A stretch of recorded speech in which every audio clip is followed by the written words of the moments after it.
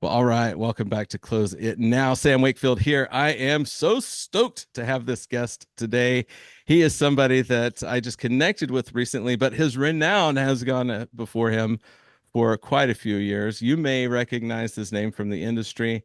This is Scott Sylvan Bell. He is a definitely an incredible trainer for lots of aspects, sales, and also like a lot more enterprise. And he's going to tell us a whole bunch of what he's doing now. But thanks for joining the show today, sir. It's great to have you.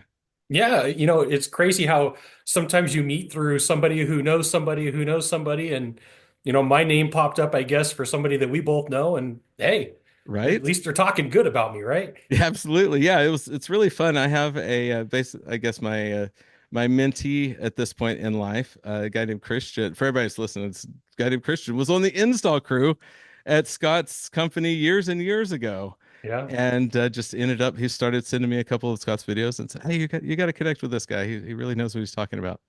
So, but tell us a little bit of your highlight reel. We always like to get our guests to give everybody a little bit Yeah. of a philosophy of business and or life, and like how'd you get here to this spot? How'd you So earn the I right to talk to them? I grew up in a family of entrepreneurs, and my grandfather was a really a great dentist, and so he put my dad in business and my uncles in business. And so growing up as a kid, we didn't watch sports on Thanksgiving. We talked about split testing and headlines. Wow. And so I had been selling since I was, 8 years old. And I remember in junior high, I got in trouble because I was selling more candy than anybody else. And I was So you selling got more in trouble? candy. Yeah, because I was selling more candy, including the school. And so they came back and they said, hey, you got to knock this off. And then I get into sales, and when you have to create demand, then it's a different type of sales. So I fell flat on my face and I sucked. Hmm. I was probably the 10th worst salesperson on the planet when I got started in 2001. And we take a lot of things for granted today. And one of them being is the access of information. True. So let's go back 25 years. If you were not doing good in sales, you had three options. You could buy a book slash CD. Hmm. You could get private coaching or private training, or you could go to a live event. There were no podcasts, there was no YouTube videos, there was no like on demand Zoom calls or Google calls. Hmm. And so I really struggled. And for me, I was like, this is a sucky feeling, to get a paycheck and to pay the bills and go shop at the dollar store for food Hmm. because like just not making ends meet. So I heard a speaker say, "Hey, look, here's what you do: is you allocate a certain amount of budget every month to your growth, Hmm. and like that really will help you." So I said, "Okay, I'm going to spend $100 a month," and that was a lot of money to me. Sure. It was a huge chunk of change, and we had a Borders book. I live just south of Sacramento. We had a Borders books, and like my friends would call me and they go, "Hey, we're going to the bar," and I'd be like, I'd look at my money, and I'd go, "I've got $100 allocated to go buy content and buy books. Can't go. Sorry, guys." Yeah. Dude, you're gonna miss out. I'm like, hey, look, I made a commitment. So made a commitment to learn, became a trainer in the industry about 2006 for heating and air. Hmm. Trained the top guy in program Airtime 500, Christopher Shaw. Nobody could beat this guy for 9 years. And like people would come and they come role play with us. So just so you know, starting in 2006, 2007, Christopher and I would meet every morning here at this office on our own time and role play the door approach every morning from 6 to 7. Whew. And so people would say, "Hey, Scott, what are you teaching Chris?" And I'd say, "On Monday through Thursday, we work on the door approach. On Fridays, we work on sales." Yeah. And then, no, no, no, no way. Like, yeah, for real. This is how we operate. This is what we do. And so they would come in and they would watch, and I would knock on the door. We would do the door. I do the door approach, and then Chris would say, "Good job," and then he would do the door approach. Now, on a Monday morning, when every other person is finally digging in around 1 o'clock, we had already started our first call at 6 o'clock in the morning. We already had everybody beat. Hmm. So we were half a day ahead of everybody on sales calls and presentations just by having 15 door approaches out of the way. Right. We set up a furnace here at the office. We set up an air conditioner. Like we rehearsed everything. So then that got me into the role of being a corporate sales trainer for 10 years for a pretty good sized company. I love that so much. What I want everybody to hear real quick, if we want to camp out on this, Yeah, is let's camp out. listen to what Scott is saying about number of repetitions, first of all. And second, the things that we think are the simplest things. Literally every single time I start a coaching, new one-on-one client, or I'm at anytime I'm at a facility, the very first thing I basically start with, the great Vince Lombardi started every single season with, this is a football. These are the Yeah. basics, and retaught every single professional level player the basics of the rules that they learned year one as if they were pee-wee students again. And I love the fact that you kind of really nailed it. Could talk about that a little bit more though, because that's something that most people wouldn't catch if they didn't realize what they're paying attention to there. Yeah, you never get a chance to make a first impression, a second chance to make a first impression. Okay. And so if I want to give myself the absolute best opportunity, if I'm going to make a sale, I want to make sure that my first 30 seconds are just straight locked into where they need to be. I don't want somebody to think I'm mailing it in. I want somebody to be like, "God, it's Monday morning and this is the way the guy is on his first call." Ooh, right? I want to be like super stoked that I got this guy. So whether you're a salesperson, whether you're a heating air conditioning technician, whether you're a plumber, right? I have the saying, make Monday mornings your secret weapon. And I have this belief. If you are ever up against me, you will never outwork me. You can only underbid me. That's it. You'll never outwork me. You can only underbid me. I will outwork anybody. And so I'll know more about the content, the strategy, the option, what needs to be done. And so I take this belief into like, okay, if we're going to go have a conversation and I want to teach you how to do sales, we're going to practice the first 30 seconds. Because in the world of body language, here's what most people don't realize. You will have a decision made about you in the first 3 to 5 seconds. And then that decision is confirmed in the first minute, and then it's reconfirmed in the first 5 minutes, and then it's confirmed again at 10 minutes. Mm-hmm. Why not give yourself the best opportunity? Absolutely. Oh my gosh, I love this so much. I know you haven't probably listened to a ton of my episodes I've recorded, but I feel like that we must have had some of the very same life experiences. We share a brain cell on this topic. Sure.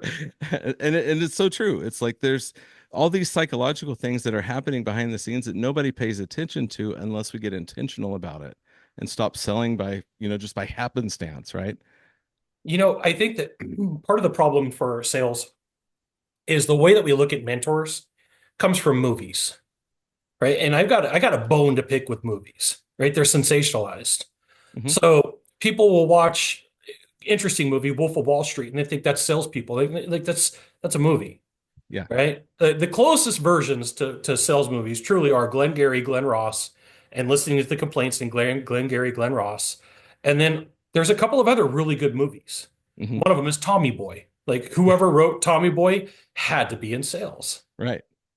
When you start going through and you're like, hey, what are some good representations of movies or books? What we're told is good sales doesn't typically come from good salespeople. Hmm. That's something that I find totally interesting. To unpack that a little bit, because I have a very specific opinion on this too. I totally want to hear what yours is. I went to a sales presentation training one time in probably like 2010, 2011. And the guy who was putting on the event, it was outside of heating and air. It was a different industry. Somebody would come up and give a presentation and be like, "That's good sales." And I'm like, "Dude, are we on the same planet? Because that's garbage." That presentation did not hit the mark. Hmm. It was traditional 1950s J. Douglas Edwards, Hmm.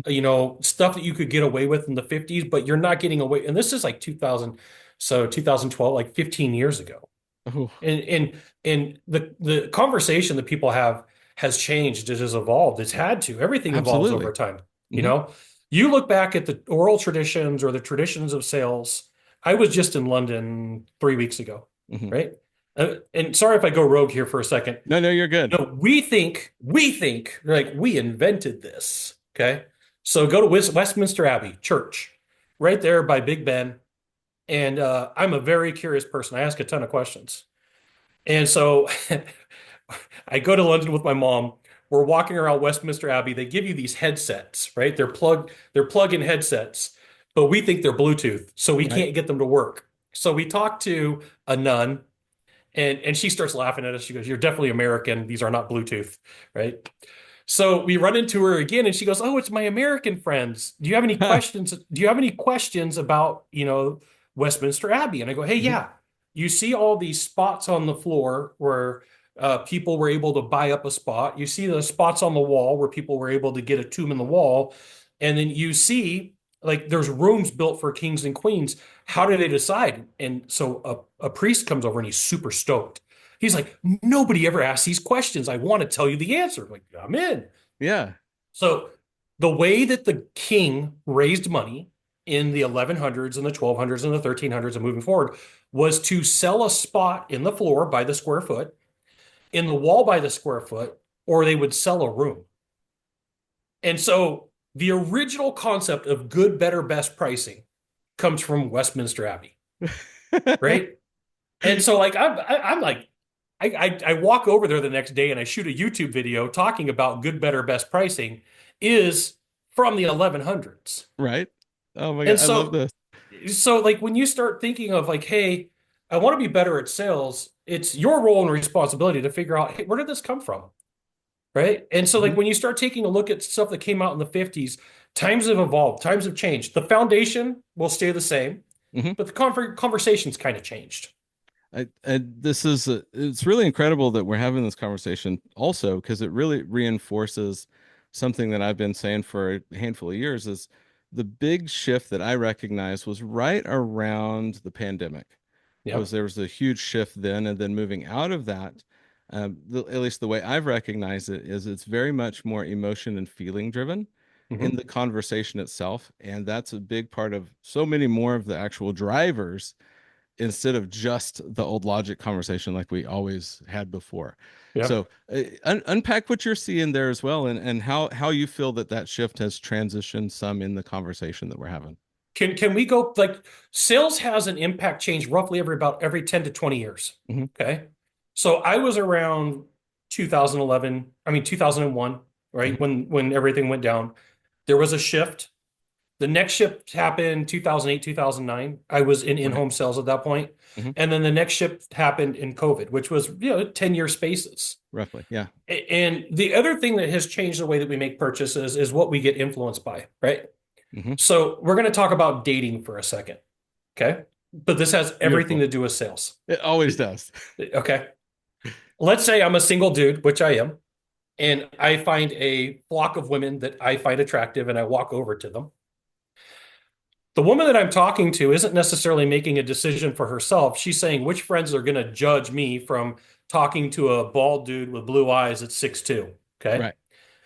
We make decisions based upon what our friends and family are going to say just as much as what we think that we want from this purchase. Hmm. We also make decisions to not do something to defend a position because everybody's got a jerk neighbor or friend or cousin or coworker that can buy it for less, Hmm. they can buy it smarter and can buy it faster, that fabricated that information. So almost every time that somebody when I would always laugh when somebody told me, "Hey, I'm a good negotiator," my brain went, "No, you're not." Of course. Okay? When somebody was quiet and a quiet assassin, I'm like, this person knows what they're doing. So the shift that's happened in sales in the last 5-ish years has come from a couple of things. You have things like Google review and Yelp reviews. Hmm. So like you have social proof. You've got ratings. You've got people who will go and say, "Hey, here's what happened. I would give this 1 star. I would give this Hmm. 5 star." You've got the element of we became closer to families during COVID somewhat, and then that feeling and those emotions stayed. So you hear the saying, people buy on emotions and justify with logic. Right. Absolutely true. But a lot of sales processes that are taught are large logic based. Exactly. And the way that you get through that is asking really good questions. Hmm. So I hope that I unpacked what you were looking Yeah, for. absolutely. No, it totally did. And it's one of the things that and of course I've always said that, that justify with logic. I mean, if we're driving a car and that purchasing decision is the car, then logic's the steering wheel. It's pointing us in the right direction. I think that But where it's people going to leave us stuck there without emotion being the gas pedal to move forward, right? where people will say, where salespeople and entrepreneurs really screw this up is they don't understand the conditions. Hmm. Okay, there's objections and conditions. So I bought a car, and my condition was the seat. I don't care about the color. I don't care about it. I'm a big dude, right? I'm Hmm. 6'2". This morning I weighed myself. I'm 301 pounds, right? I'm a big guy. And so I go and I'm looking at cars, and the guys are like sale and discounts and prices, and I'm like, no, Hmm. no, no, we're in the wrong ballpark. Seat. Yeah. I need to know about the seat. And they're like, no, no, no, we got these great. I'm like, I don't care about all that right now. Yeah. Like, Like what's comfortable for you? the condition, the thing that I need to solve for before we talk about anything else is, does the seat fit me? Hmm. So when the last time I bought a car, I test drove like 15 cars. And I told the salespeople, I'm like, look, I came in on a Monday, Tuesday, or Wednesday because I didn't want to screw up your weekends and I didn't want to screw up your numbers. Right. And I'm telling you right now, condition. I got to have a good seat that fits me. I don't care about anything else. At this point, the first thing that we're going to talk about is the seat. Hmm. And so, like, in your discovery process, everybody's got, like, let's uncover some conditions. What's important to you? What do you Hmm. want to have happen? Paint, like, look, Sam, paint the picture of this episode. Tell me what you're looking for from me today. Yeah, Just give me a couple of absolutely. items. Yeah, what is it you want from me today? Yeah, beautiful. So today I would love to have an actionable item that the listeners can, immediately implement and something that will change them in their conversation. And then also, it'd be great to hear your perspective on exactly what we are talking about, which is how the conversation has shifted within the home services industry and how we can maximize this next year's of sales. Because knowing it's shifted, how do we capitalize on it? Cool. So let me just unpack a couple of things that I heard you, and correct me if I'm wrong. You want information that's going to impact your listening audience. It's going to take care of them. Hmm. You want to know some strategies that are going to help close some deals, Correct. right? And you probably don't want the fluff. Sure. Absolutely. Okay. Now, if I can get those three things for you on a scale of 1 to 10, one being that you don't care, 10 being super important, where is that for you? Yeah, I mean, it's going to be, for sure at least a nine because that's what I just listed, right? I can absolutely help you with that. Cool. Right. So like I don't figure out a solution for anybody until we do some sort of discovery. Hmm. I'm not saying, hey, look, Sam, I can deliver those things 100% without asking, what is it that you need? And so if we're going to talk about, hey, the emotions of a sales process, one of the things that I see entrepreneurs, salespeople, service technicians, Hmm. plumbers, everybody screw up is they treat the discovery process, so to speak, as an event. Hmm. It's like, I just got to check this off the list, and they're not really listening. Right. Right. And if you notice what I did was I listened to your answer, and then what did I do? Hmm. Well, one, you slowed down. You slowed everything way down. Hmm. Was step one. And then two, you restated it back and clarified. And then then you made me put a meter on it. It's like, how important is this to me?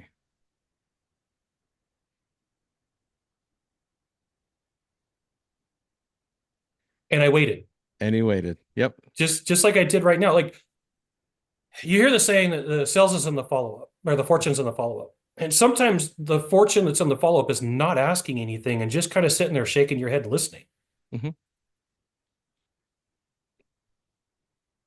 And if there's one strategy that I can help salespeople with, like right now, that'll cost nothing, is the next time that you ask a question in discovery is just sit there for an extra 10 seconds. It'll feel like a minute.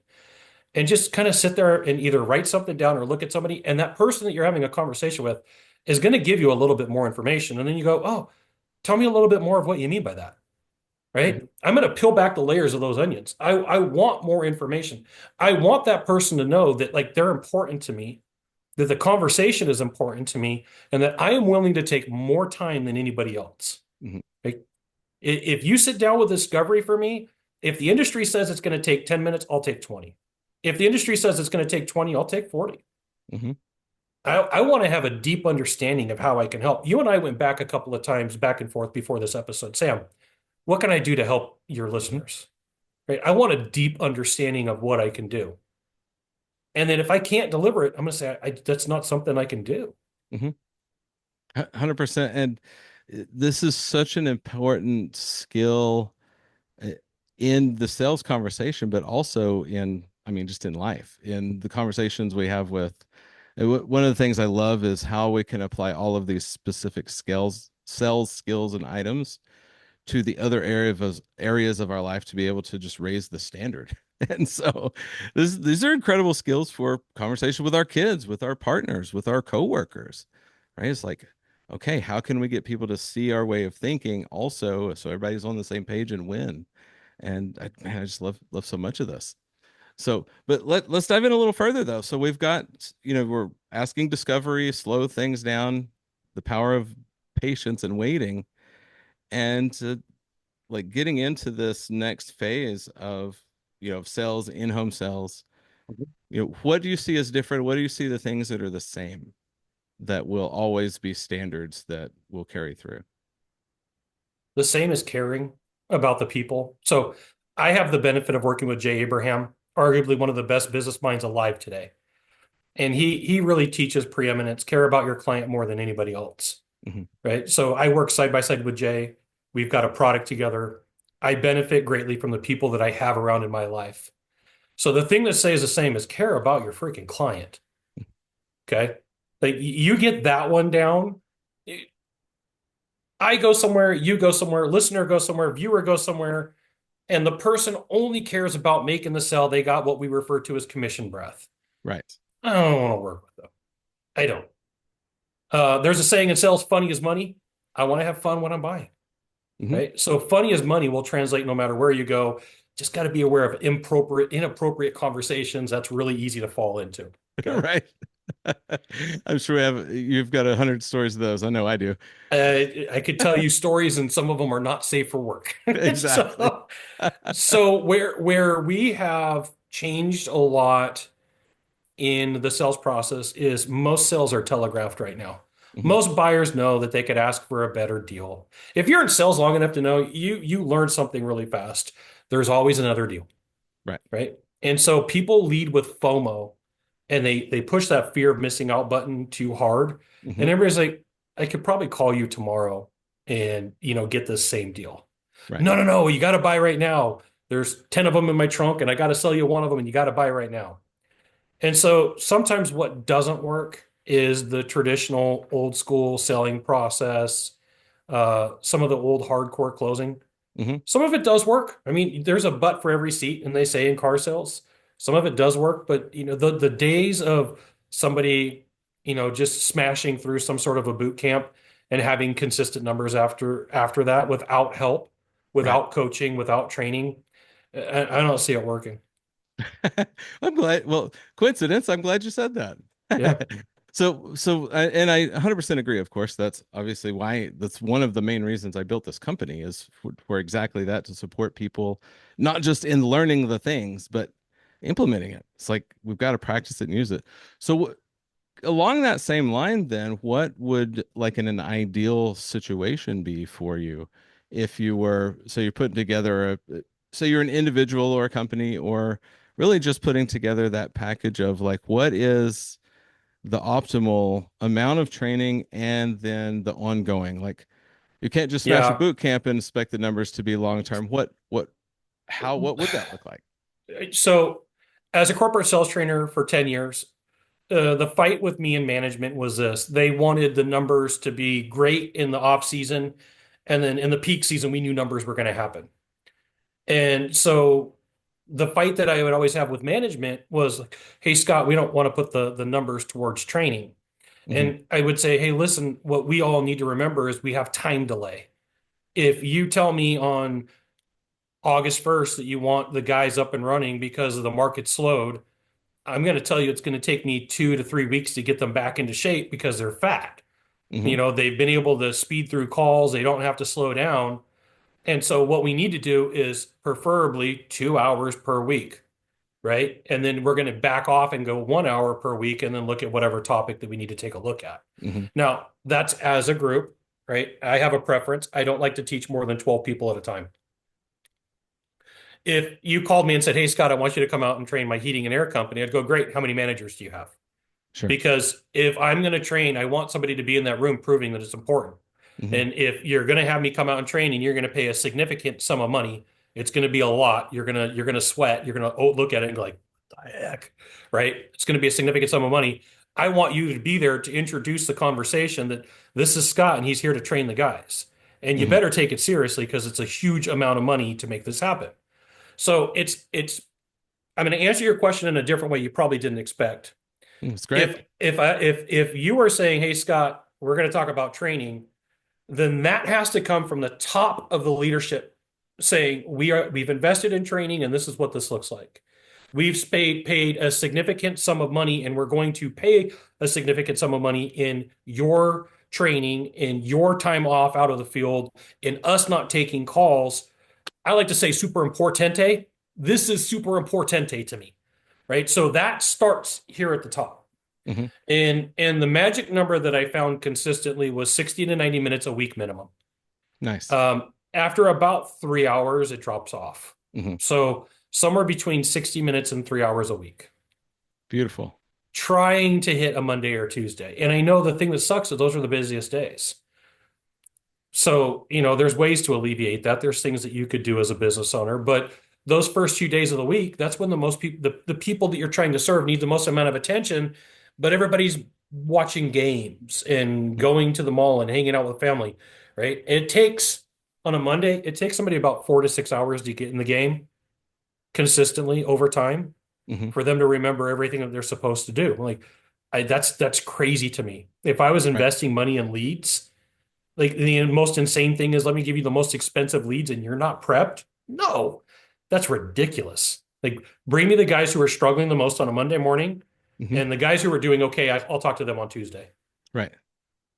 Yeah. Oh, this is super good. So everybody paying attention. I hope you've got your sales management, owners management ears on because some of these like just this random it's not random, very intentional strategy here is making so much sense. I love it because it's actually how I used to run my sales team so often, Yeah. and it's cool to get some confirmation here. Success leaves clues, everybody.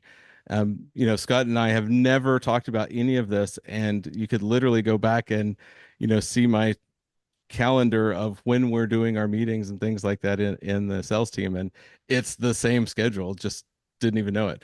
So we've got this sales team. We are, or we're that person. We're focused on that type of on the result, right? Mhm. We're practicing, we're role playing. Set us some criteria for those practice sessions. So let's just kind of dive in, get a little Yeah. granular on what does that boots on the ground look like if people want to really practice in their company. Okay. Everybody practices. There's no days off, right? And if you're going to come and practice, you're going to practice with intent and you're not going to sandbag it. I was going to use a different term, right? You're not going to sandbag it. You're going to give it your all. Hmm. And sometimes it takes I say it, you say it, I say it, right? Here's the thing. One of the areas where you find people struggle the most is where they met a comment and they tell you what they would do. Like I don't care what you're going to tell me what you're going to do. I need you to role play, Yeah. right? Like you can get into character and be an method actor. That's cool, right? But as soon as you're in character, I need you to be the dude that's going to role play or the chick that's going to role play. The people who struggle the most are the biggest criticizers. Hmm.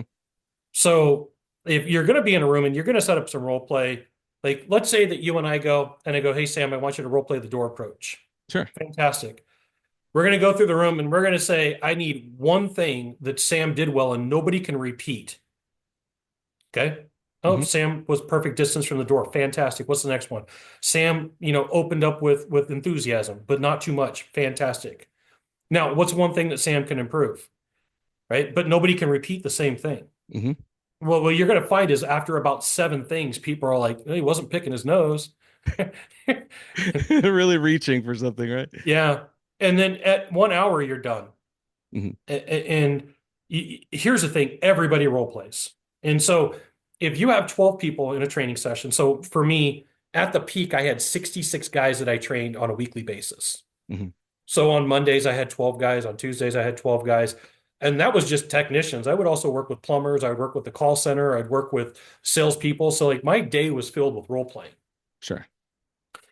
As you do this, I would say record every session. And there's a couple reasons for it. One, it keeps people in line. Hmm. The shenanigan level goes down.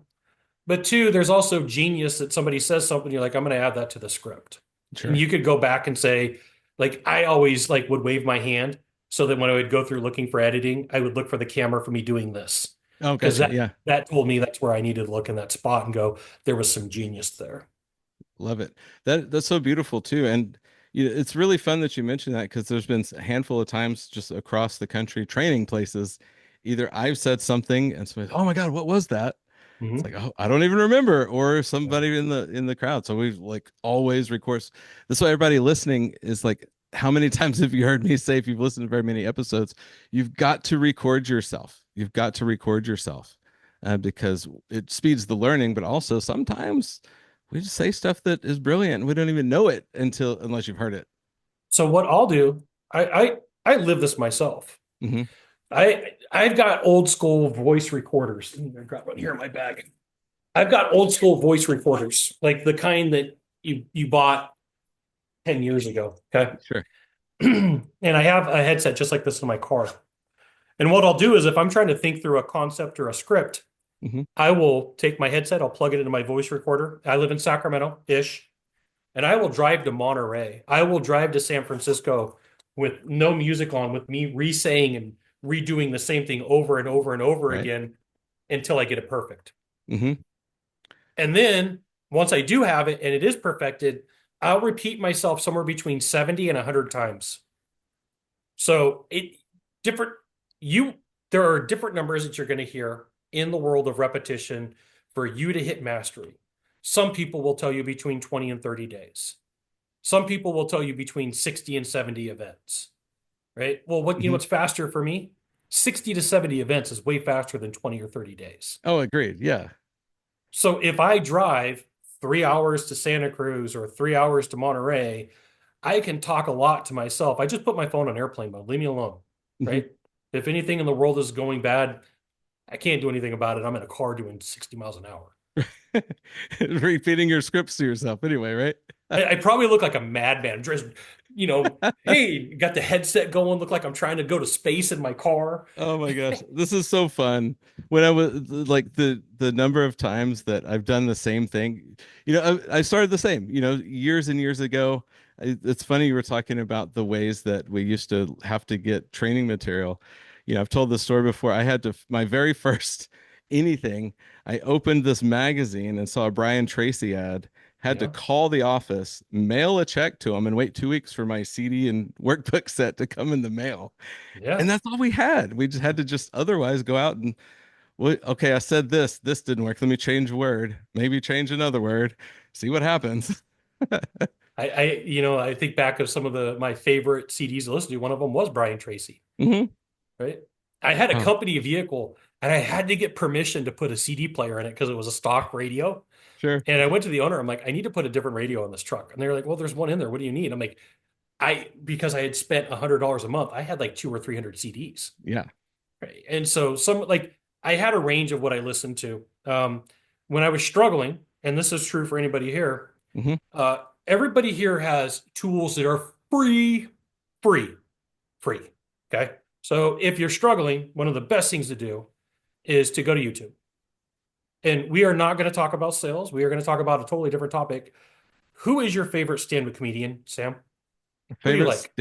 Favorite stand-up comedian. I'm kind of classic, man. I'm down with like Seinfeld and Cool. Andy Kaufman and stuff like that. Good. Here's what I want you to do. I want you to go find 10 of your favorite sets that a comedian has done, and I want you to create a playlist. Sweet. And the next time that you're struggling, I'm just gonna, for 1 hour, I'm gonna sit here and listen to stand-up comedy. I'm gonna laugh. I'm gonna get everything out of my system. I'm gonna try to find the funniest thing that I can listen to. And the reason why you want to have a playlist is you have go-to content. Like I'm a fan of pre-setting up everything that I can before I need it. Hmm. So driving, I was gonna go to the ocean on Saturday. right? For me to go to the ocean from Sacramento, it's a 2.5 hour drive. And I jump on I-5 in Sacramento. I-5 runs north and south. Hmm. And like my tire light comes on. And I'm like, ugh. And then there's a tire shop not too far from my house, it's Les Schwab. And I pull up, and it's like the time was perfect for me to be at the ocean for a sunset for an hour and then drive 2.5 hours home. And I get there and they're like, it's an hour and a half wait. I'm like, I got an hour and a half to work. I have a Bluetooth keyboard in my car. I have notes for things that I work. I teach on Mondays. Hmm. So I worked on my show notes for the course that I teach on Mondays. Never in a situation that I don't have something to do. So if I'm stuck, I always have something to listen to. It could be stand-up comedy, it could be business, it could be goals, it could be personal. Um, so like having things staged in your life saves you time, Hmm. whether you get stuck or not. I always have a book on me. I'm always writing a book. So like there's never a time where you're like, oh, you're going to sit around and watch TV inside of a lounge in the Les Schwab Tiger. No, I'm working. It's Right. Saturday. You're not going to outwork me. I will outwork anybody. Right. And so the way that you do this is you create playlists. Hmm. You find somebody that you like that's motivational. I like E.T., the hip hop preacher, for whatever reason. Sure. Right. Who knows? Doesn't matter to me. Boom, goes into a playlist. Right. You find the ways for you to get through your funk faster. We all have it. I have bad days. I lost a $25 million deal probably 2, 3 weeks ago. You want to talk about a funk? Oh, Lose a $25 million deal, right? right. But like I have my phone and I'm looking at it right now, and I'm looking through my playlists, and I'm like, okay, there's one, two, three, four, five things that I can listen to if I'm stuck emotionally. Like we all hit the loop. Like here's all the bad things going on in my life. I have got a Right. bad closing rate. My dog doesn't like me. My wife doesn't like me. I got cut off in traffic. You got to get out of that fast. Hmm. The sooner you get out of that, the faster you get back into closing deals. Oh, I love this. But and why is that? It's the energy, right? It's It's the those. energy, and like if you listen to Tony Robbins, focus goes where energy flows. Hmm. And so the thing about humor is like you have to think about humor to be funny. I did stand-up comedy for a while. And stand-up comedy means you have to focus on your set, even if you're doing improv. Like you can't focus on poor me, my life sucks. Like Right. you got to think about like what's the joke that I'm going to tell. And so it shifts your focus from like everything's going wrong in my life to this is what I need to do. Hmm. This is a such a good conversation because it's very refreshing to have a conversation like this, especially in our industry, because so many times it's full of this is very pretentious and full of a lot of things that honestly that everybody's talking about that are less important than any of the hard stuff that people are talking about, which things like this, Mhm. right? As Sam, a, you have bad days? Do yeah, you have of bad course I have days? bad days. Do you miss sales? Oh, 100%.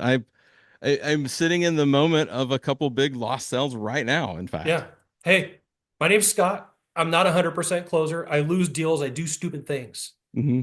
right? Please do not put me on a pedestal. I do some really cool stuff. I screw up too. Like if I came here and I'm like, I'm the greatest thing since sliced bread, I'm not, right? It's not true. Like, and I think that in the industries, people Hmm. get so stoked on like, here's the person and here's the things. Right. I don't want to scream and yell at somebody. Yeah. Like my dad passed away 5 years ago, 6 years ago. He was the one person in my life that could scream and yell at me, Hmm. right? I don't want somebody to have to scream and yell at me to be motivated. Right. I want somebody to have a conversation with me. Go, hey, buddy, look, man, things suck right now. I get it. Let's get you back and let's get you back in the game. Let's put a band-aid on this thing. Let's get your boo-boo covered up, right? Let's 100%. do it with some stand-up comedy. Let's be real. Hey, I lost a $25 million deal. I didn't get all that money. I got a percentage of it, but a percentage of 25 million is a big check, Right. right? I lost it. It wasn't anything that I did. Hmm. Mistake made from somebody else. We're all one stupid mistake away from losing a deal that has nothing to do with us. It's not our fault. I'm a human being. I hope that everybody understands, like, hey, I got some really cool things that I could talk about, but at the end of the day, I'm not perfect. Hmm. I don't ever want anybody to think like, hey, you do all this great stuff. Like, nope, I mess up too. Yeah. 100%. Oh, geez. I can absolutely resonate with this. In fact, it's really interesting that I was on a coaching call with one of my coaching clients just before our podcast episode, and he's a selling technician, and I hope you can actually speak to this a little bit Yeah, because let's I've seen go. this happen a lot in the industry. Is he's a selling tech and he's beating himself up. He's like, man, I see all these guys all over the internet that have like 90% close rate and all of these crazy average tickets. I'm like, dude, listen, it's fake news. Yeah. They're padding some numbers here, but can you talk about shed some actual practical light on this? Can I like All the Instagram reels we've been seeing lately. you need to put some asbestos underwear on for this one. Like I'm gonna hurt some feelings. Is that Let okay? Bring it because we probably agree. All right. Now, if you notice what I just did is I got confirmation that we're gonna have a tough conversation. And so sometimes with meeting with people, your client, the people you meet with, you're like, listen, we're gonna travel into a realm of uncomfortable conversations.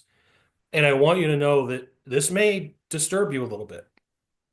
I I have videos on YouTube that I've talked about that there are fake numbers out there. Okay.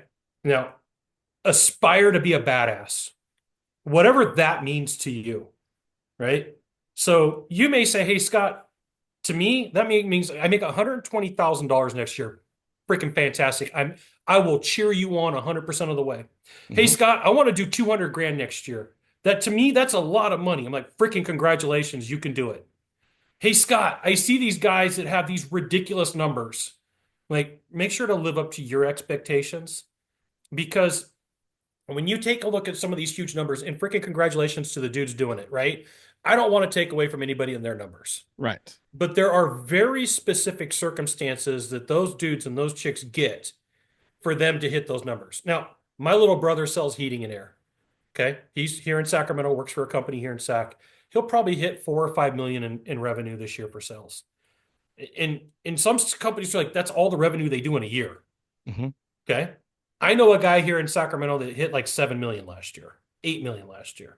So, like, yes, it's possible, but what's the backstory? Right. Okay. And Those this is the piece dudes, nobody wants to talk about that I'm happy to shed the light on because I'm tired of people beating themselves up for these unrealistic expectations. listen, here's the thing. If you're making over 100 grand in the industry as a selling tech, you're like in the top 10%. Okay. Freaking congratulations. You are amazing at what you do. And if nobody's told you, man, I love you. Like, keep going. You got this. Agreed. Okay. Right. So I worked in a large organization. I managed a sales team. And this is the way that it works. Heads up, feelings are about to get hurt. Okay. So every company that's out there that's big is part of some network. Okay. You can name them, whatever. Who cares? Hmm. Network one, network two, network three. And so what happens is they have quarterly meetings. Yay. And dudes end up at the bar and they got their drink. I got my Monster Pipeline Punch here in my hand. Pretend it's whatever beverage you want it to. And there's a dude that sits at the bar and he thumps his chest. You know, my guy over here does 7 million. And then another dude goes, oh, yeah, I got a guy over here doing 8. And it becomes a revenue measuring contest. Hmm. Now, here's the thing that sucks is to get that guy to where they need to be. Good job. That person's probably got skills, talents, and capabilities, probably better than me. Okay. To do those types of numbers and have that type of fortitude, they're probably better than me, and I'm okay with accepting that. Hmm. But here's what most people don't know is they are fed. They are 100% fed to the detriment to the rest of the team. Yep. Okay. And once you realize, hey, some of those guys, not all of them, some of them will never, ever, ever, ever, ever, ever hit those numbers anywhere else. They can't be duplicated in another company because they really don't have the skills. Some, like heads up, I know some ballers in the industry of heating and air that would do 7, 8, 9 million, 10 million a year. Freaking Right. ballers. Some of the dudes that are hitting those numbers are not. And you know what? Here's the thing. When those dudes hit a sales slump, they are the worst to train.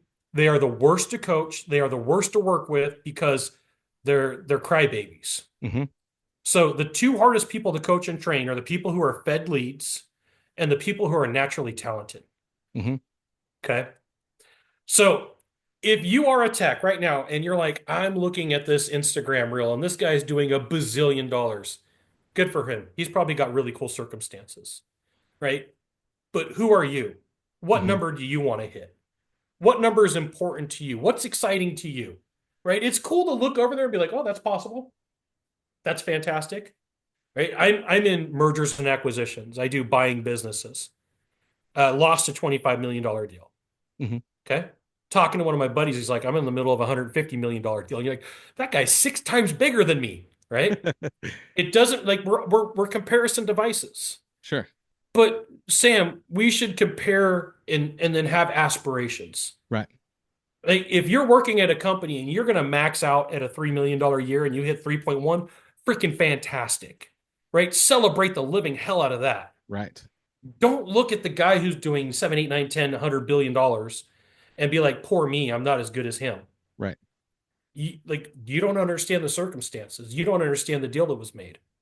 You may not ever be able to compare yourself against those circumstances, and you don't know. I Hmm. will tell you 90% of the time. 90% of the time, there's a behind the door deal made, and I'm going to hurt Hmm. some feelings again.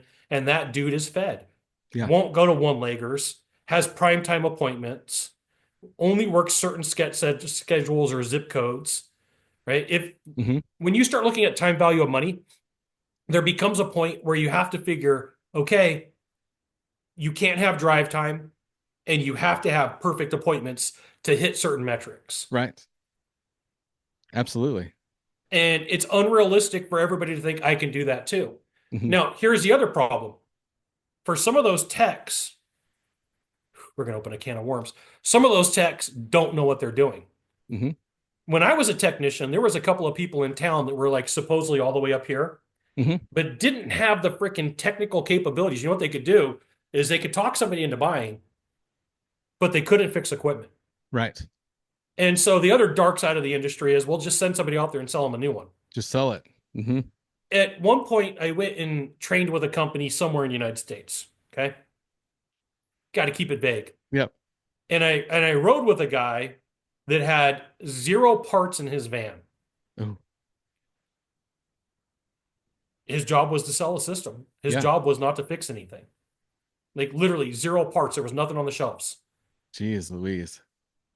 Yeah. I It, I am so much on this platform with you. Something that I've said for a long time is, recognizing what has happened to our industry. 40, 50 years ago, the most trusted man in town was person in town was the plumber or the AC guy. Hey, my mhm. heat's out. I'll put on a pot of coffee. I'll be there here in about 20 minutes. Yep. And then what happened? This kind of thing happened to our industry. So I'm on this massive fight to let's bring trust back to the trades and just do serve people properly, do the things the right way.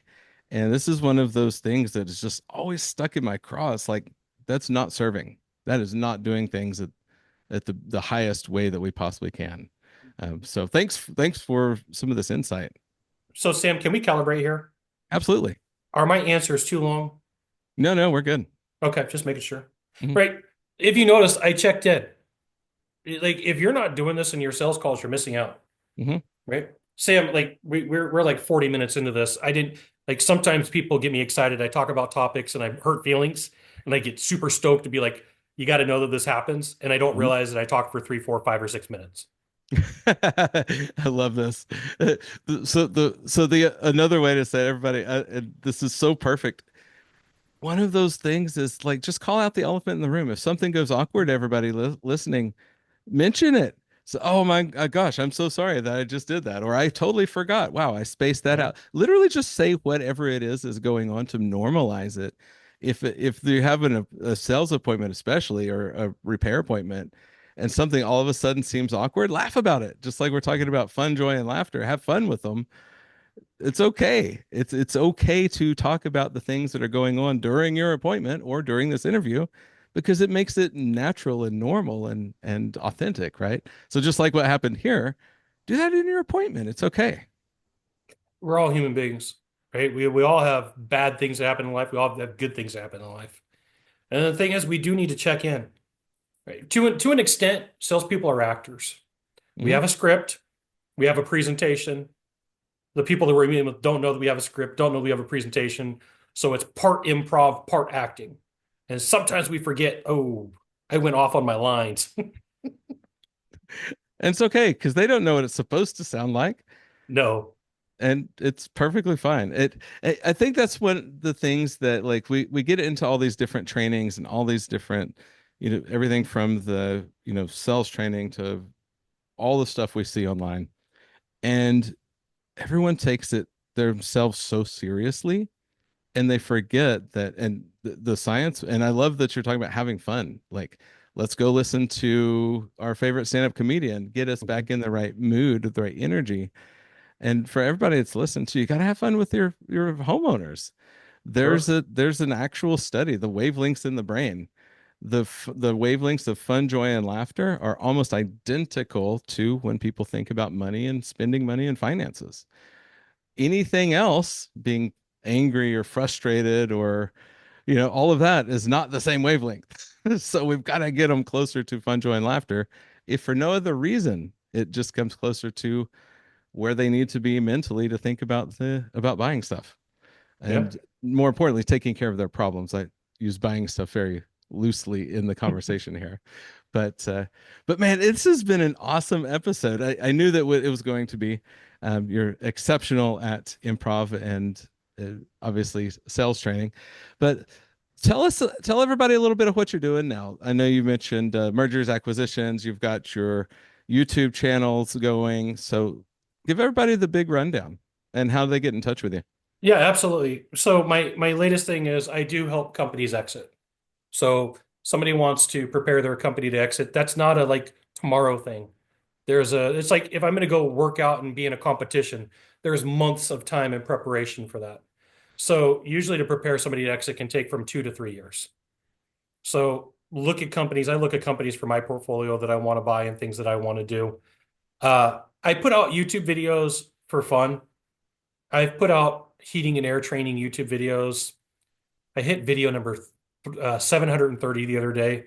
So I put out 2 years of content without missing a day. I talk about anything and everything that's interesting to me. Sometimes people like it, sometimes people don't. Hey, I'm leaving breadcrumbs. Someday somebody's going to wake up and be like, I need to know about this topic. And I don't know, in another 60 days, I'll have 800 videos. That's probably like 790 more than most dudes. Cool with it. Pretty much. Um, I write books. I got a book coming out on sales scripts and word tracks. I spent 11 days on the beach on the North Shore of Oahu, and I typed this out by hand. No chat GPT, no nothing. Typed so much that my fingers froze. I couldn't move them. I got a book for board members, questions for the board, right? I figured out, hey, if I really want to be seen as an expert, I got to have the books to back it up. There you I go. just finished this book on Saturday is Big Deal Magnet for Deal Makers, right? So Sweet. uh, as you grow and develop, here's what you're going to find is you start picking up pockets of information and things that you get really good at, and then you can monetize them. So, podcasts, YouTube videos, book writing, public speaking. I would encourage everybody to decide to be the best at what you're going to do. Like, I don't care what the guy who's doing $1 billion in sales. I'm going to live up to my limit. I'm going to live up to my expectations. Mhm. I'm going to aspire to be and do those things. How much time do we have? Because like I got a couple more things that I can go over if it's cool We with are you. Are we good? absolutely, we're good. Yeah. So one of my good friends, his name is Dr. Kevin Hogan, and he's written 27 books on persuasion. Mhm. And when I say good friend, like I've been the best man in his wedding. So like we are friends, like we Sure. hang out. And so we talk about psychology. And like I really used a lot of this for the underpinning of my sales training in when I first started training technicians. And one of the reasons people couldn't beat the technicians that I trained is because I had a better understanding of psychology Hmm. and how people make decisions, right? So Kevin and I were having a conversation one night, and we were talking about the TV show Survivor. Hmm. Okay, so TV show Survivor, there's groups and tasks and things that you got to do and conversations that you got to have. And this was early on, like 2010, 2011. So like we're talking really early on in Survivor. And there was an episode where there was three people left. Whoever won the challenge got immunity, Hmm. and it was for like $1 million. And the task was build a fire from nothing. So you took two sticks and you rubbed them together. Sure. Okay. So this has everything to do with you and me in business and competition. So please pay attention. Three people competing for $1 million. One person takes their sticks, they start rubbing it together, they throw their hands in the air, and they said, I'm done. Can't do it, not even going to try. That's your competition. Two people left, both rubbing sticks, both rubbing, trying to make a fire, trying to make a fire, trying to make a fire. One competitor kept looking over at the other dude, lost his focus. Who won? The person who dove in, said, I'm going to build a fire, I'm going to make a fire, right? They lived to their aspirations, they lived to their, and Kevin and I talked about that for probably like 3 or 4 hours one night, about how many times we get stuck looking at other people's fire, right? So you ever coach and train with me, I'm going to tell you the same exact story. You're going to come to me with a problem. Are you looking at other people's fires? Right? Have it in your head, like, this is what I aspire to be, but I'm going to focus on my thing. I'm going to focus on what I'm going to do. Stop looking at other people's fires. Like, be inspired by them, right? But focus on your thing. So a couple things that you could do. Everybody has a cell phone. Like, I shoot all my YouTube videos on a $300 Samsung.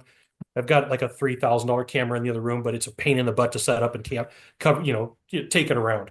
Right. I could put this in my pocket. Somebody could steal it. I'm not out $3,000. Okay. Yeah. Everybody can do this every 90 days. I'm going to do this live if that's okay with you. Absolutely. Okay. So let me switch my camera around. I got my camera going. Okay. So you can kind of see the office that I'm in. Right. I'm going to put it on video. Let me put this on video. Hey, Scott, it's reaching towards the end of the year. We got 90 days, buddy. We got 90 days to get stuff done. Here's the things that we're going to focus on. Video sales letter, that is paramount. You spent a couple days in Texas working with Alaric Heck and his team. Man, you know what you got to do. You got to lose 30 pounds. Your birthday's coming up March 30th. We're going to push this to like a 6-month goal. You got to lose 30 pounds. And then, the other thing is you're working on cooking. You got to get good on making sauces. Those are the three things that I want you to focus on for the next 30 days. The weight thing is going to be a little bit extended. Here we go. So then what you do, right, is you take that video, and that is like the thing that you start your day with. What's your focus? What's your intent? What's your goals? Like, your stuff's private. Like, if you want to tell me your goals and they're legal and moral, high five, buddy. Let's have a conversation. You want to tell me you want to break the rules? You want to be a thief? You want to be a felon? You want to lie, cheat, and steal to make deals? I don't want any part of that. I don't want my name associated with it. I don't want anything to do with that. So, like, everybody here has the ability to just pull out a phone and talk to themselves. Now, here's the other thing. I started really using this thing with ChatGPT. Okay. So you can program ChatGPT. I don't know if you tell me if you can hear this. Hey, Samantha. Samantha. Yes, Scott. What's up? Can you give me my encouragement protocol? Absolutely. Here's your encouragement protocol. You've created over 3,500 YouTube videos, have over 220 podcast episodes, and have written 10 books. You're an exclusive consultant for Jay Abraham and a coach for Roland Frazier at Epic. Keep up the amazing work. That's incredible. So you can build an encouragement protocol into ChatGPT. It costs you $20 a month. But you could tell ChatGPT to act as a therapist and have conversations. The other day, I'm down in the dumps, lost a $25 million deal. Like, hey, things happen to me too. I programmed ChatGPT to be a conversational therapist with me. We talked through it. I moved through it faster, right? I got out of that loop. I got out of that problem. I got out of that struggle. So the faster that you can move through your emotional problems in sales, the faster you can get back to closing deals. This is so timely for a lot of the people that the messages I've been getting lately are exactly this. I'm sure, as you can imagine, of course, you've coached the industry for a long time. This time of year, it's like, oh my gosh, I'm in the slump. All of these things, we don't have enough volume. And I love this because you're right. It's what we tell ourselves between the doors, in between knocking on the next appointment. What do we tell ourselves in our head that determines the rest, right? It's funny. We're just covering the famous Winston Churchill quote in the earlier today in a coaching, which is, of course, success is moving from failure to failure with no lack of enthusiasm, which is exactly this. We have to almost be bipolar or something in sales. And that's true, but you also have to let the demons out. Right? You need to, like, everybody. can we go dark side in the industry for a minute? Like real truth. Oh yeah. Like That's I've got the like missing piece in our industry right now is real truth. I have 30 minutes set aside. So Sam, like I want to make sure you're cool with time because I could easily We're go fine. over. I'll split this into two. Cool. Dark side of the industry, nobody wants to talk about. Like at the end of the day, we all need some sort of therapy, some sort of conversation, whether that's talking to your dog, whether that's talking to an animal. I I go out to the river, right? And there's nobody out there. I will go out there and just talk to myself and say, I'm pissed off, I'm angry, I'm mad, I'm worried, I'm lonely, I'm upset, I'm frustrated. And I just get it out of my system, right? If I can get to the beach and where it's legal, I will write down all of my problems and then I will rip them up and bury them in the sand. Mm-hmm. Okay. The one thing that nobody wants to talk about in the world of sales is the mental health that it takes to be a top salesperson. I will share with you this. Almost every top salesperson has a good coach that they call and they're like, I'm pissed, I'm angry, I'm upset, I'm worried, I'm lonely, I'm unhappy, things aren't going good with my wife, my significant other's mad at me, my dog hates me, and they go, hey, let's get you back in the game Mm-hmm. and get it out of your system, right? I need you to be on point, right? You look at any professional sports practice, but they got coaches for everything. Like the top players in the NBA, the top players in baseball, the top players in football, they've got massage therapists to get the muscles out. They've got tutors for education, Mm-hmm. right? If you want to learn a topic, they have mental coaches that will literally say, hey, look, tell me your problems. Let's get, and we all, I don't care who it is, I've talked to enough salespeople. There's universal problems, the way that we look, the way that we sound, the Mm-hmm. amount of money that we make, the amount of money that we don't make, who's talking trash about me, who's not talking about me.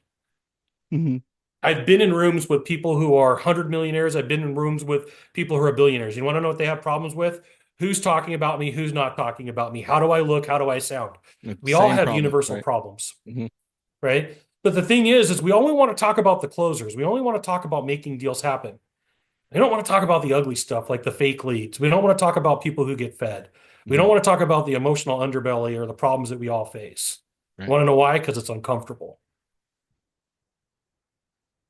And that's exactly what I love about what I do is we talk about that here, Mm-hmm. which is good because uh, we get into this zone where and I literally know people who've hung it up. They've either stopped sale, they were just in, people in sales or good technicians and say, you know what, I don't want any part of this. Or even owners of their companies that they get lost in that loop of what they think is going on if they're strictly stuck in the in the social media loop of not knowing where to go and that's all they see.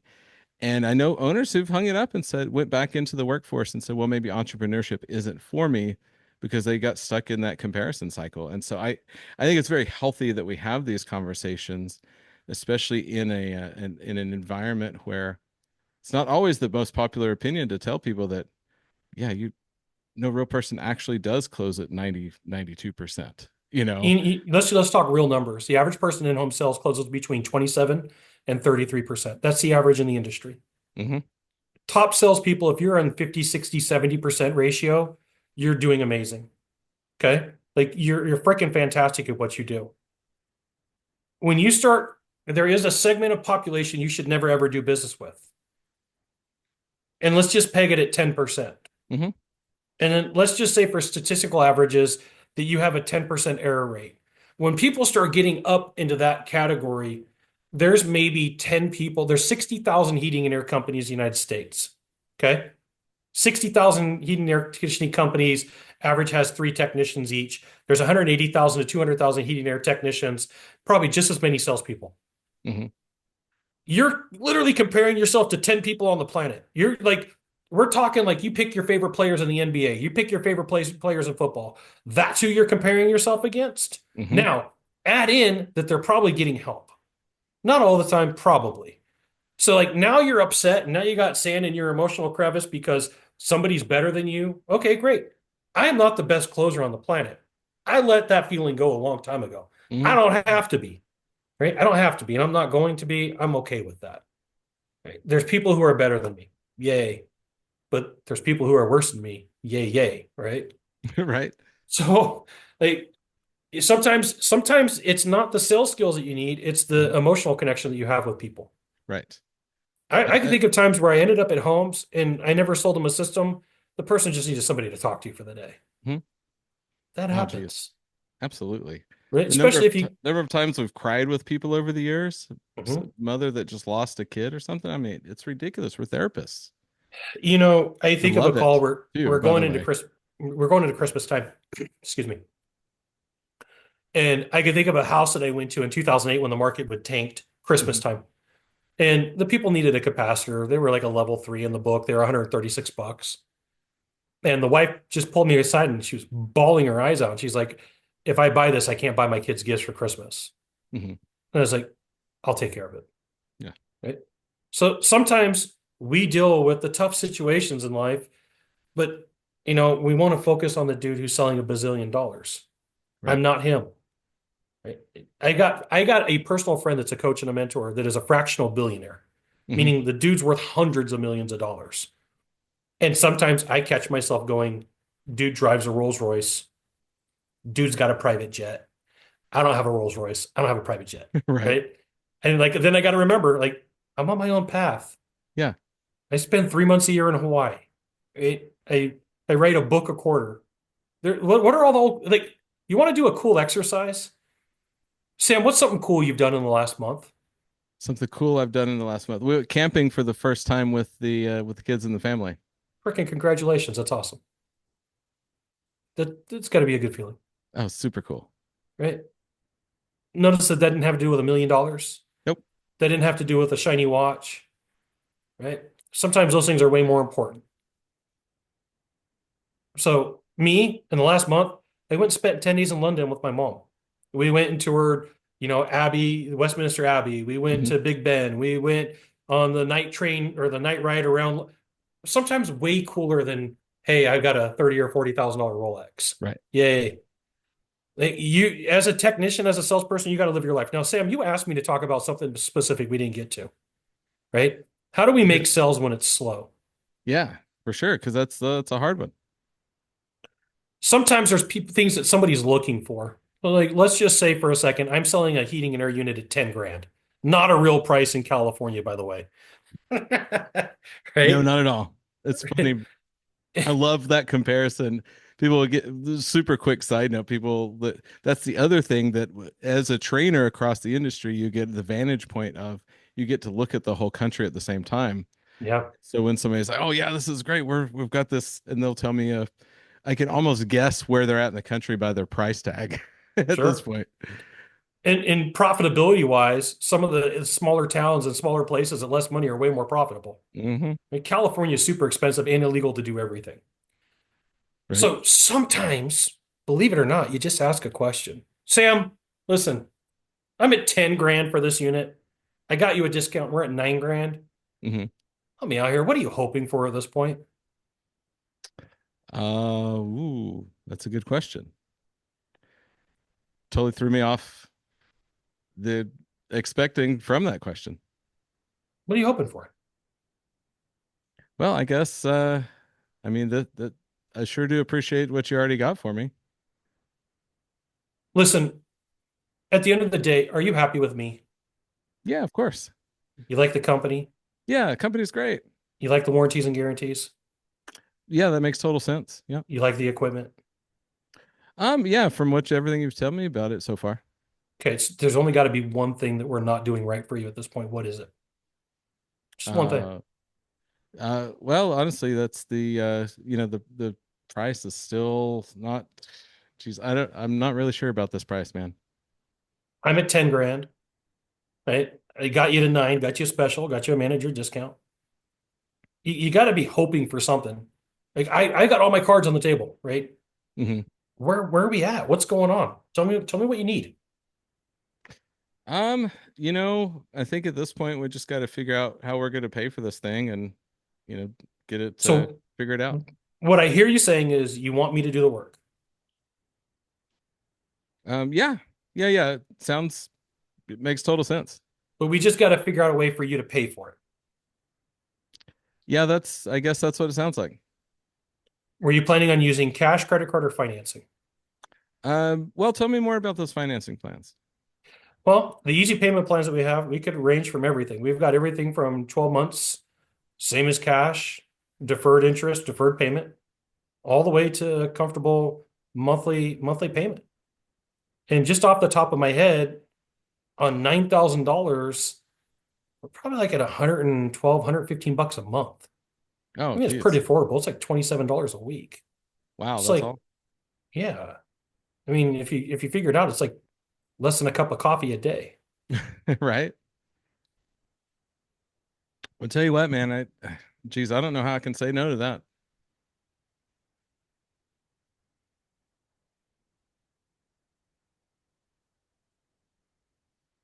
Cool, let's do it. It sounds good. Uh, That's So perfect. I love that. one of the things that I find the salespeople really struggle with, and I refer to this as a lockdown technique, Hmm. like I need to figure out like where is the objection at? I have ridden on more ride-alongs than you can count. I have done more hours of role play that you can count. I have talked to more homeowners after a sales presentation to find out why somebody didn't sell. Right. Okay. And here's what it comes down to. I need to confirm that one, you like me, two, you trust me, three, you like the company, four, you like the product. And we need to get to one objection. I want one objection. Hmm. If you have two, we're going to solve one of them and we're going to get down to one. Like I don't like the brand. Okay, well, what do you like about the brand? Hmm. That one's brown. I want it to be silver. Okay, we can find you a silver one, right? Brand aside, is that the only thing? No, it's money. Like I need to only have one thing that I'm trying to overcome. In marketing and in writing ads, they Hmm. have this thing called you sell one idea, one concept, one strategy, one thing. In closing and getting to the point, you need to get down to one thing that people are not happy with. Right. And if I can solve that one thing, can we do business? Okay. That's one thing. Hmm. That's one thing that we need to get to. The other is like, what kind of specials are you running? Right. There's all sorts of specials. Like right now, as we're filming this, I hope they don't Hmm. mind giving the time. No, no, it's It's fine. it's Black Friday. So I coach entrepreneurs and business owners. So today we had this whole conversation about swipe files. Now, a swipe file in the world of marketing is this. You get up a bunch of ads and you look at the framework and you say, here is the way that they put this ad together. And then you craft your own ad based upon their outline. You rewrite the words, you don't copy their words, you look at the offer. So one of the things that we talked about was the perfect thing about Black Friday is you can get a swipe file for an entire year in 2 weeks. Like if you went to your email right now, as we're filming this for a couple weeks before Thanksgiving, Right. and you like even if you don't delete everything in your email, literally just type in Black Friday Hmm. and then pull all of those ads. And especially if they're outside of the industry, look at the structure. Almost all ads in the industry are this: money off, percentage off, bundle package. Right. I can go into any town in the United States and look at just about every heating and air ad, money off, percentage off, or bundle.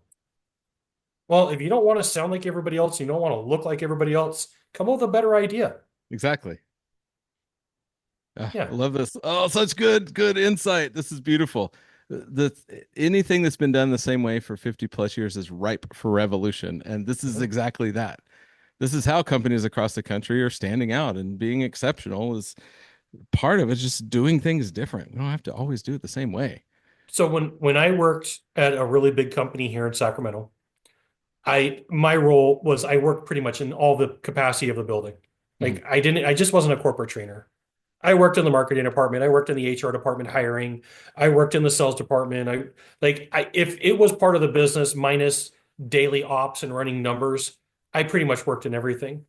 And so one of the things that we would do is we would do a good, better, best scenario for ads. Mhm. So Sam, if you were my marketing partner, we would spend 2 weeks coming up with an offer. That would be if times are good, minimal discount. Sure. Then we would spend 2 weeks coming up with a times are not so good offer. And we would have two on deck. And then what would happen was we would sit down and we would go ugly. We had good, bad, ugly. Sure. What's our ugly offer? And so we would run offer one good and things were going great. We would Mhm. run that offer. If things needed a steeper discount or a different offer, we would switch up. And if Mhm. things got ugly, we weren't waiting for the market to change. We knew it was going to change. Right. So what's your good, bad, ugly offer? Most people lead off with ugly and ugly times, Right. but they haven't tested and said, hey, what's good, bad, what's bad, and what's ugly. They just like, I'm going to give you max discount at 20% off. Like, duh, we don't do that. We build the offer to make it better, to, entice. Here's the package for moving forward today. Mm-hmm. Mm-hmm. And that's one thing that I've loved so much is add value. We don't have to discount for it to seem like a better deal.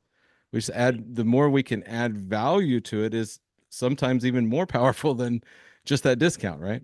I had a really manager that I didn't like at one point. We've all had that. But one of the things that stuck with me that he said is like, I would rather give you something instead of giving you a discount that's got better value. Mm-hmm.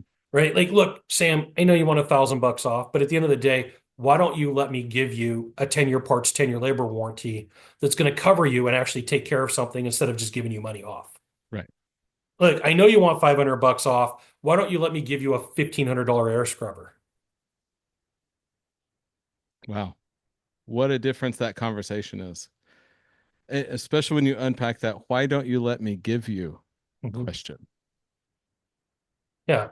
And so like, I know you want $500 off. Let me give you a $1,500 product. I know you want $1,000 off. Let me give you a 1,500. Like the number is usually, if you can't see my hands, I'm signaling that the number is usually higher for whatever thing that let me give you. Let me help you out. I don't want you to be stuck. Right. Right. It's beautiful. And these language patterns are so powerful for exactly what we're doing here. And just, it's one of those things we can incorporate in really anywhere we want to. When we were first talking, I love how you mentioned that, it's not like you train a whole specific sales process or any of those kind of things. It's much more about teaching people how to think. And when they learn how to think correctly, then we know the right questions to ask. We know because it comes to us because we've learned the right thinking patterns. So one of the problems the industry that faces is scripting, right? Mm-hmm. At some point I have to teach somebody a script. Sure. Okay, great. But at some point you have to own it. And so in my coaching and my training, there's about 5% where I'm like, you say it how I say it. Say it word for word. Right? This is stuff that I've tested. I know that it works. Everything else, say it about 80% the way that I say it. Mm-hmm. Like, just come close. You're going to be okay. It'll be all right. You'll get worked out. Yeah. You use your personality. I'm kind of weird. I'm kind of unusual. I talk about tacos all the time. I talk about Hawaii all the time.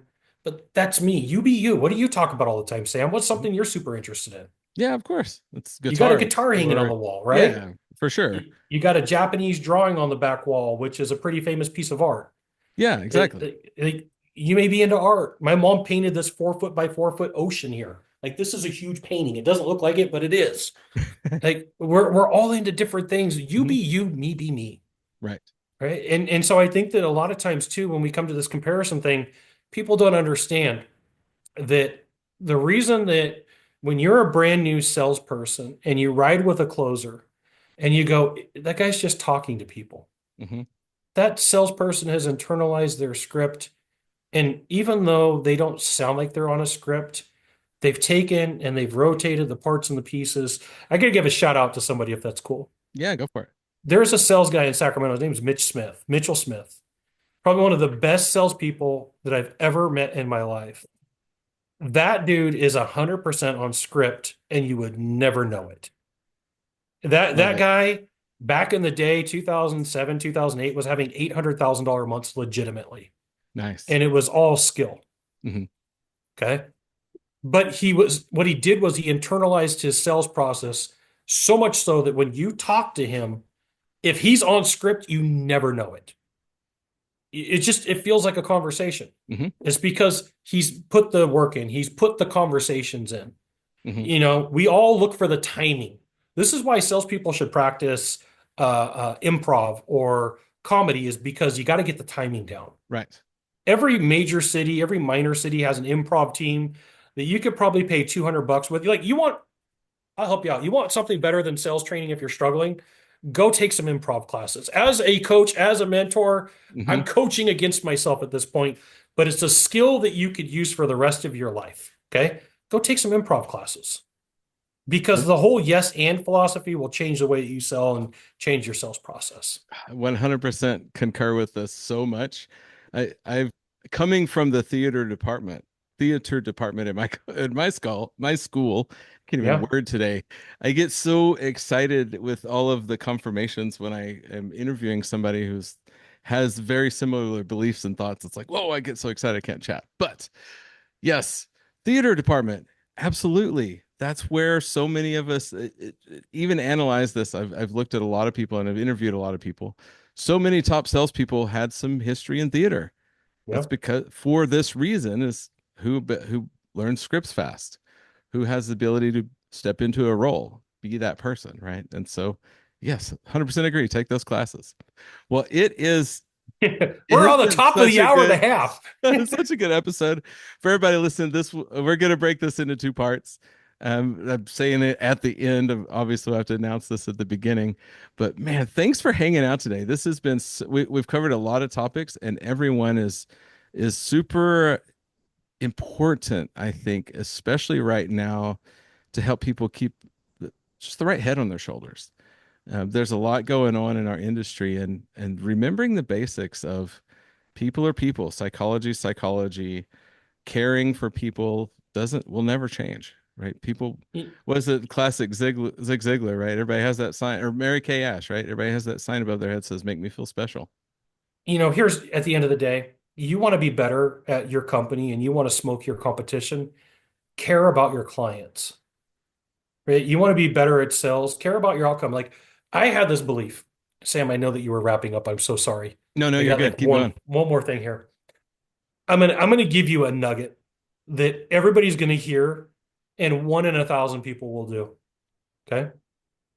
Sam, if I sold you a heating and air unit, plumbing, a roof today, you know what I'm going to do is I'm going to do a job walk after that job is done. I'm going to come by and personally inspect it. Right. Hmm. Part of my arrangement with the company is this. We are going to set a closing date or an install date, and then I'm going to come back and I'm going to do an install. I'm going to do a job walk. Hmm. Every job that I sold, I went back to do a job walk because I want to take the heat today. I don't want to take the heat in 6 months. Right. Right. And I would literally tell people, look, you're going to get bids. Okay, get bids. Here's what you do. You find out who volunteers to come back. And if somebody says, "Oh, I'll come back if you want me to," you should exclude them because they don't care about you. They care Right. about your commission. Right? You want me to be the dude that helps you with your roof, your heating and air, your plumbing, your concrete, your fence. When you purchase from me, at the same time, we are going to set up a job walk date. And this is how you choose the Joes from the pros. Pro's going to come back, have a conversation with you, love to do business with you, love to get referrals. The guy who has got commission breath, you will never, ever, ever see him again. Went to every single one of my jobs, every single one of them. People would be like, you know what's funny is I got other bids and I would ask the people, hey, do you come back? Only if you want me to. So, Sacramento's got a big area, 60 miles all the way around the office. There's days I'm like, I got an install going in, but I don't want to drive there. It's a promise that I made. Told him I would. Yep. You want to outwork the competition, it doesn't always mean a discount. Sometimes it just means going back and having a conversation. Right. And if there's a problem, answer your phone. Let me take care of it. Let me come. Yeah. Let me come by and let's get this solved. Hmm. There you go. Taking radical responsibility. Yeah, so get some Jocko Wilkins in there, right? Yeah, absolutely. Sam, I talked your ear off. Probably went longer than what you were expecting. No, dude, this has been awesome. I now I know when I have an event and I put you on the speaker list, I know where to park you though. So depending on what the time allotment is. Anytime that I'm on a stage, I'm like, you only gave me 60 minutes. I could have gone 90. Yeah. You only gave me 4 hours. I could have done all day. We could have done 6. This is a whole Tony Robbins event. You just didn't know it yet. I got mad respect for Tony. If you guys don't know this, when he does a 4-day event, he does the equivalent of walking around the stage. He walks a marathon a day. Yep. It's You want to talk about energy? Whew. So, Sam, for the sake of time, I'm not going to go off on another topic. I appreciate you letting me drop by and sharing some knowledge with your crowd. Absolutely. Well, sounds like we need to definitely plan for another one in the future. We can cover a whole lot more topics. Yeah. And but so where does everybody go to pick up these incredible books that you were talking about? Give You know, everybody some contact info. so I have a book called Building Boundaries in Sales and Business. It's on Amazon. It's $30. It's all the things that I wish somebody would have told me is okay for to say in sales, right? Right. It's the reason I wrote it. I wrote it for salespeople. It's written in the order of a sales presentation.